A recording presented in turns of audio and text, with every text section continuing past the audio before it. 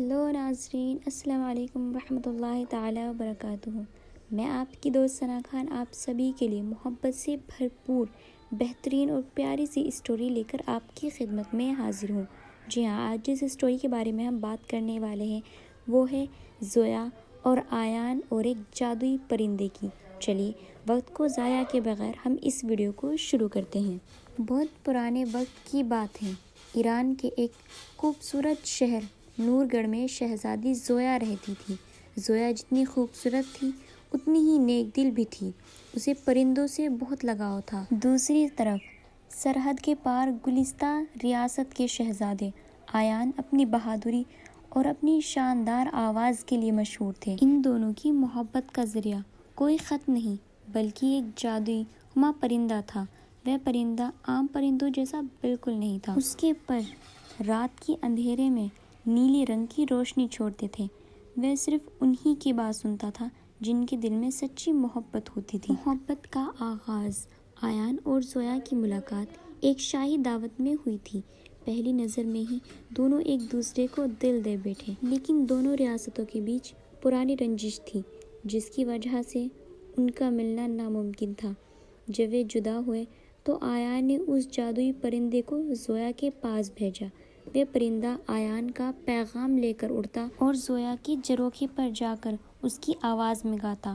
زویا بھی اپنا جواب ایک مخملی رومال کے ٹکڑے پر لکھ کر اس پرندے کے گلے میں ڈال دیتی تھی۔ وقت کی آزمائش۔ ایک دن نور گڑھ کے سلطان نے زویا کا نکاح کسی اور سے طے کر دیا۔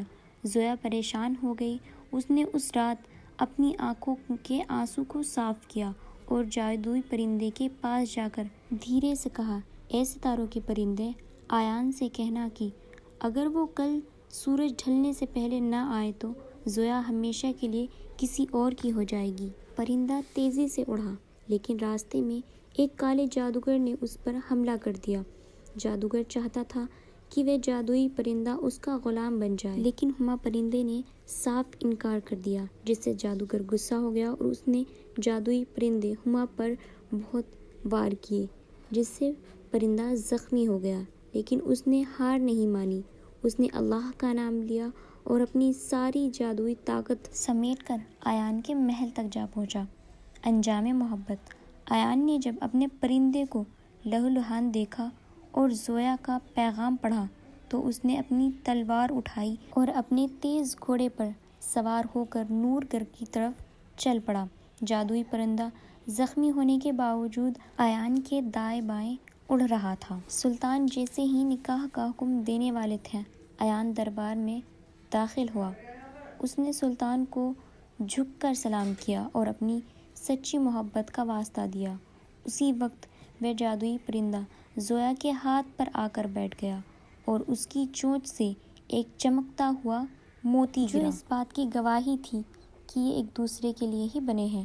سلطان پرندے کا یہ کرشمہ اور آیان کی ہمت دیکھ کر دنگ رہ گیا۔ انہوں نے پرانی رنجش بھلا دی اور دونوں کی محبت کو قبول کر لیا۔ کہانی کا سبق۔ زویا اور آیان کا نکاح ہوا اور وہ جادوئی پرندہ ہمیشہ کے لیے ان کے محل کے باغ میں چمکتا رہا۔ کہتے ہیں کہ آج بھی جب دو سچے چاہنے والے ستارے دکھتے ہیں تو انہیں اس پرندے کی نیلی روشنی دکھائی دیتی ہے، جو یاد دلاتی ہے کہ سچی محبت کبھی نہیں ہارتی۔